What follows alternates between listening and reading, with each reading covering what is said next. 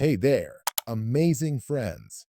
I warmly invite you to join me on this exciting journey by subscribing to my channel, liking, commenting, and sharing my videos. Every like, comment, and share brings us closer together and fuels my passion to create more great content. Your support truly makes all the difference. Thank you for being the heart of this community. Abandoned at Twilight, the Wailing Farmhouse, where locals swear the ghost of a child still lingers. On a deserted road beyond the edge of an old rural township, where wheat fields grow wild and the sky takes on a strange palette of purples and grays at dusk, stands a dilapidated farmhouse that many avoid even mentioning by name. The property, ringed by sagging fences and overgrown brambles, appears unremarkable at a first distant glance, just another ruin in a region littered with remnants of a vanished agricultural era. But people who live in the area know better. They lower their voices when describing it. They swap half-remembered tales about an infant's cries echoing through broken windows long after the building was left to rot. Skeptics might pass through, seeing only rotten wood and rusted farm equipment, but the local folks have their reasons to keep clear. For decades, there have been sightings, faint shapes gliding past the windows at twilight, old lullabies wafting through the evening air, and most chilling of all, a high-pitched wailing reminiscent of a child in distress that emanates from within those crumbling walls. It is said that the farm once belonged to the Kimball family, a clan known for their quiet reclusiveness even in an already isolated community. Their patriarch, Frederick Kimball, raised livestock on the property and tried to cultivate a small orchard by the creek out back. By most accounts, the place was modest but functional, no different from dozens of other small family farms that dotted the region. Records suggest that around the mid-1930s, Frederick lived there with his wife, Sarah, and their newborn daughter, Eliza. For the first few months after Eliza's birth, nobody in the nearby township suspected anything was amiss.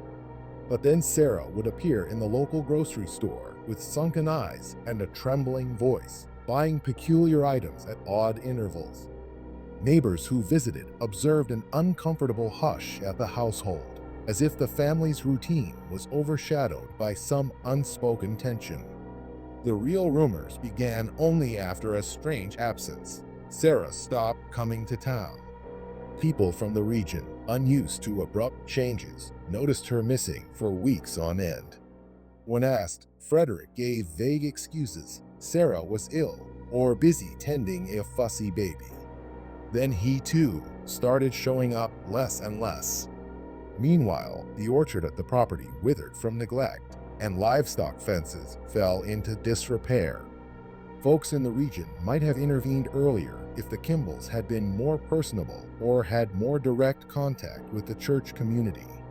As it was, the house simply turned silent. One autumn night, a traveling tradesman passing by heard a child's frantic crying from inside the farmhouse, but no adult voices. The next morning, he mentioned it in town, spooking the few who listened. A local shopkeeper who tried to check on them found the door locked, shutters drawn, and the yard strangely damp despite no recent rainfall. Something felt profoundly off, but no official step was taken. It was, after all, a private property. Then, one winter dawn, smoke was seen billowing from the chimney. Neighbors guessed it was a good sign. Someone was alive and tending a fire. But soon after, the entire farm went eerily silent for days. When a friend of Sarah's from the next county over visited, she discovered the front door swung open, the interior ransacked, and the entire Kimball family gone. The cradle in the corner was empty, but still gently rocking, as though someone had left it just moments before. No footprints led away in the light snow dusting the yard. The property's ledgers and personal papers were strewn about the floor. The only noise was a faint drip of water from a busted sink faucet. The authorities arrived eventually, deemed it a missing persons case, but found no sign of forced entry or violence. just a single splash of something dark near the kitchen threshold, possibly spilled ink, though some insisted it was too thick and too red to be ink. The Kimballs never reappeared. That, in the official sense, was the end of it. But local gossip soon latched onto more unsettling angles.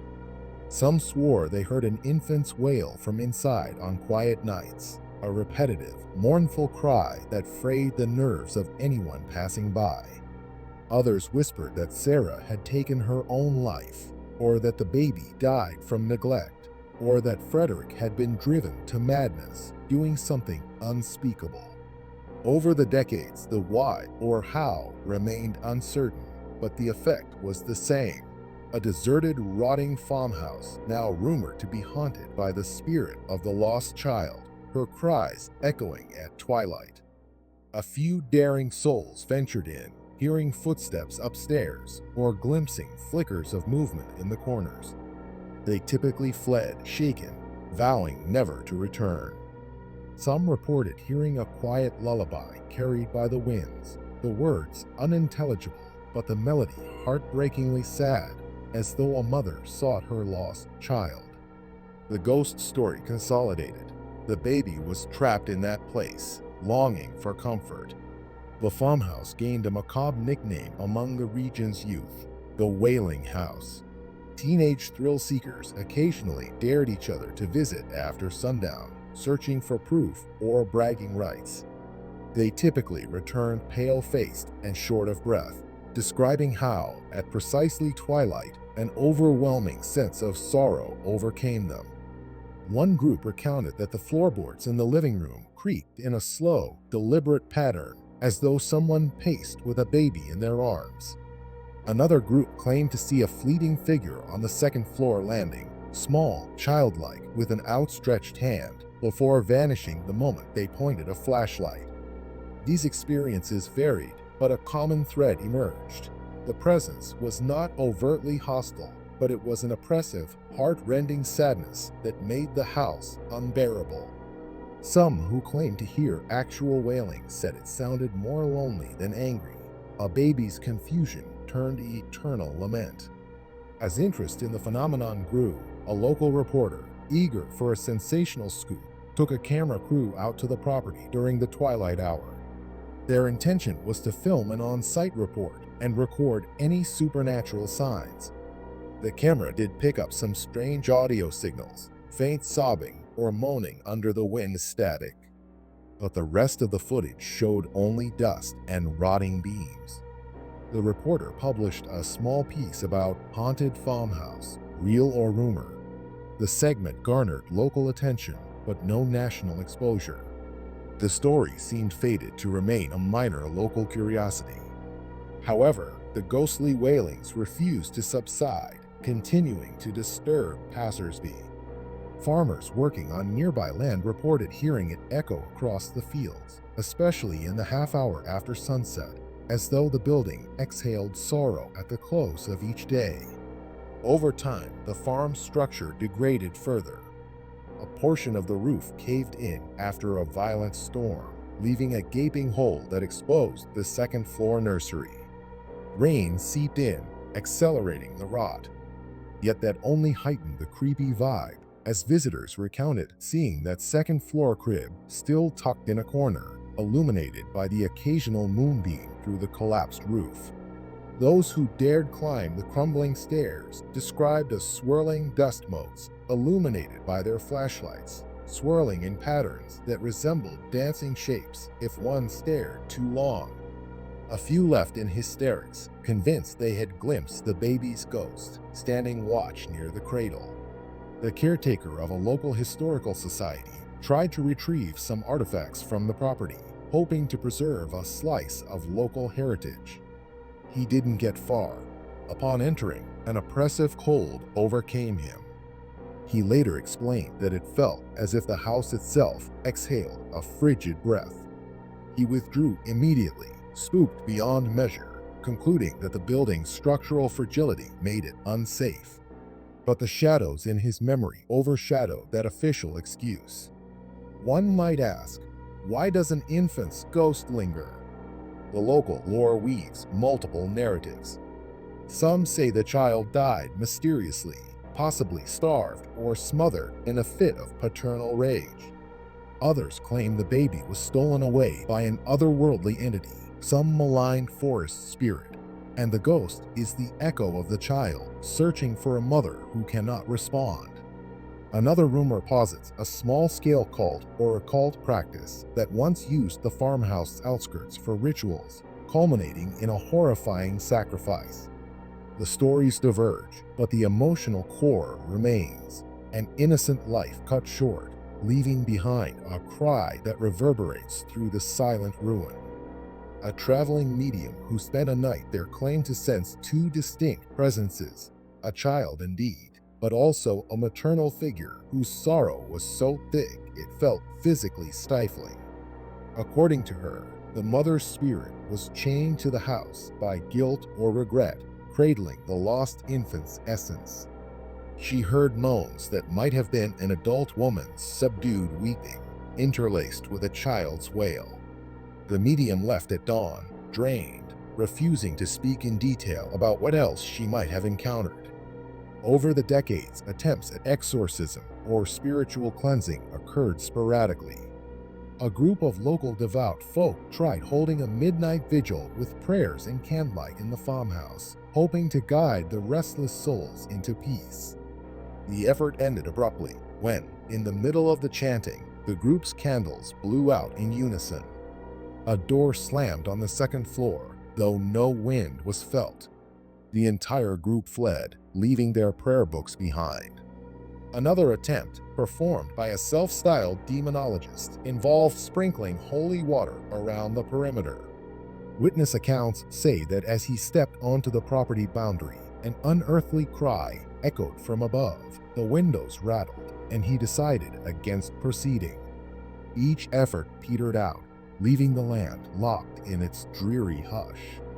People concluded that the house might be beyond help, haunted by a tragedy too deep for conventional remedies. The phenomenon took a bizarre turn in the early 2000s when an out-of-town developer tried to purchase the land and demolish the building for a new orchard project. In principle, the plan was simple: tear down the rotting structure, clear the farmland, and start fresh. The developer's workers arrived with bulldozers on a cloudy morning. Within hours, their machinery jammed inexplicably. Tools went missing, apparently turning up in strange corners of the yard. A lead contractor insisted that during lunch break, he saw a small figure in the upstairs window, beckoning him with a tiny hand. Moments later, he heard a child sob. So unsettled, the worker refused to remain on site. Over the next few days, accidents plagued the demolition attempt. Fallen beams pinned a laborer's leg. Another nearly electrocuted himself on old wiring that should have been inert. At last, the developer, spooked by incessant mishaps and ballooning costs, abandoned the project, leaving the house standing. The orchard plan was scrapped, fueling the local conviction that the property was truly cursed, or at least protected by forces beyond normal understanding. Thus the house persisted, unstoppable by time or commerce, a looming presence that became a magnet for ghost hunters who occasionally arrived from far-flung places.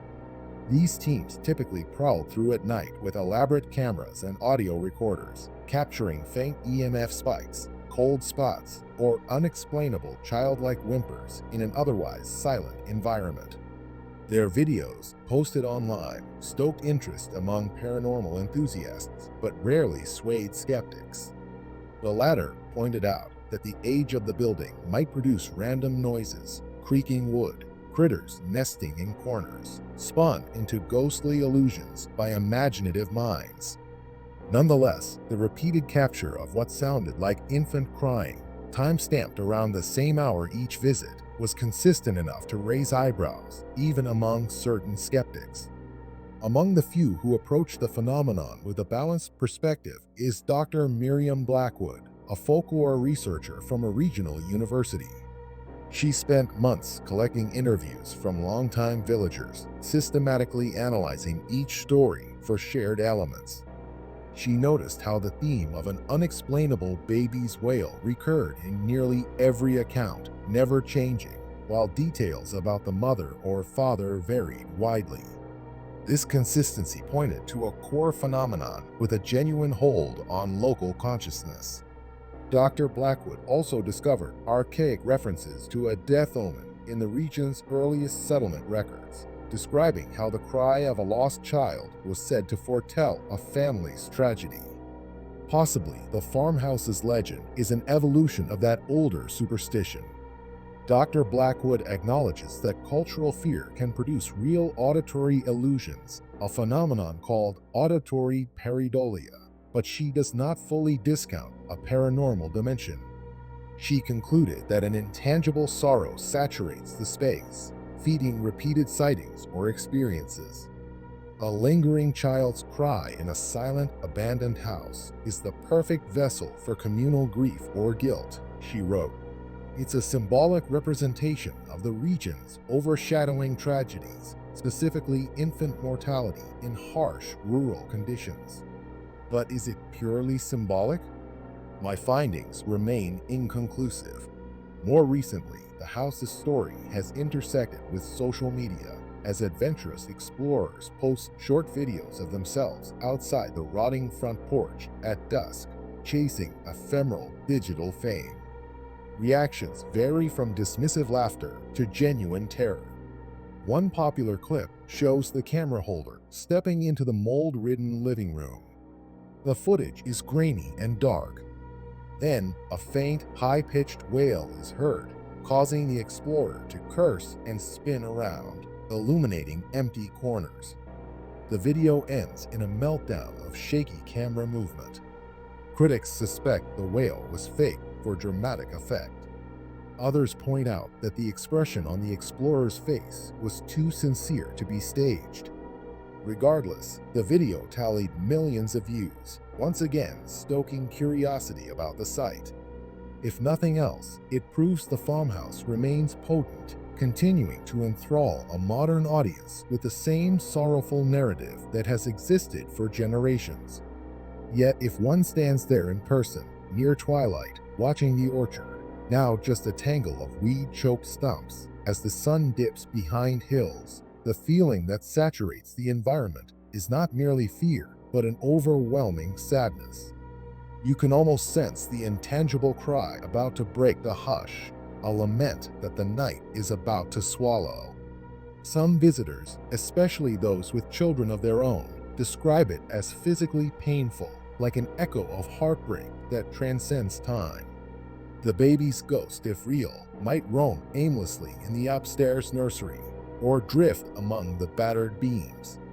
Some mediums claim that the child yearns for a gentle release that no one has managed to provide, as the mother's spirit, equally trapped, cannot find redemption. Perhaps the parents' fate left their child's soul tethered in perpetual longing. Local talk persists that someday, a final cataclysmic storm will demolish the farmhouse altogether, metal roof shards and splintered beams flung across the field. People wonder if that might set the lost child's ghost free. Or maybe, they say, the baby's wailing would roam the farmland still, even without the building's shell.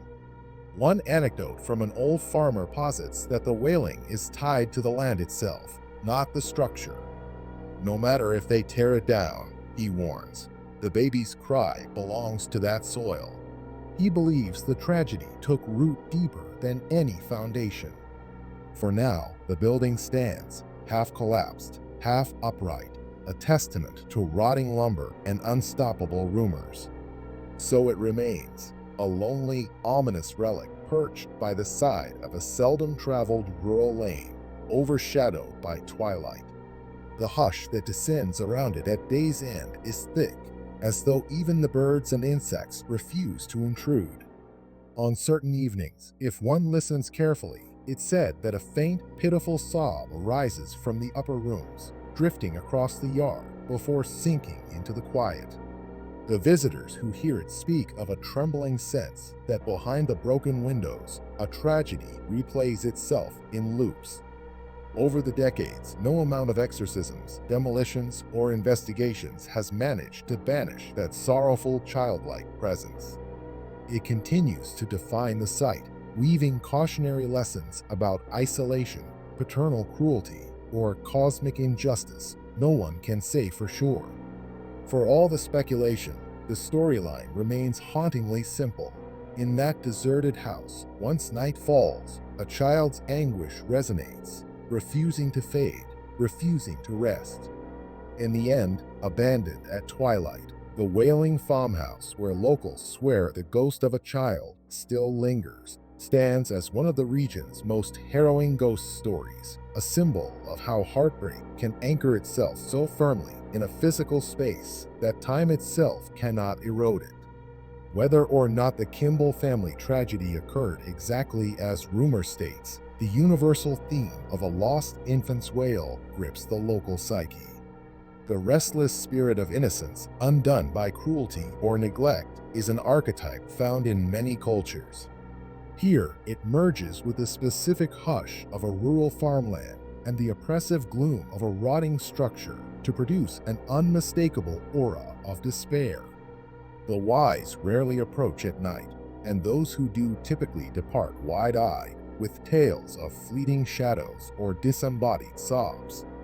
Someday, the old house might crumble into the soil, but the story will likely persist, drifting from generation to generation, ensuring that come twilight, passersby will slow down and recall the heartbreak that once marked the place, ears pricked for any sign of that sorrowful wailing on the wind.